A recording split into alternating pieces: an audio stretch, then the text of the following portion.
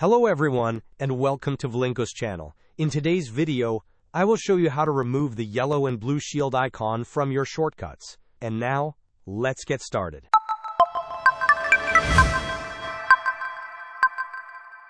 To remove the yellow and blue shield icon from your shortcuts, you need to adjust a specific setting.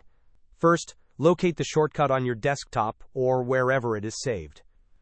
Right-click on the shortcut to open its context menu. From the menu that appears, select Properties.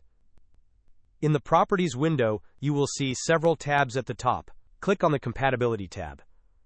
Within the Compatibility tab, look for a checkbox labeled Run this program as an administrator.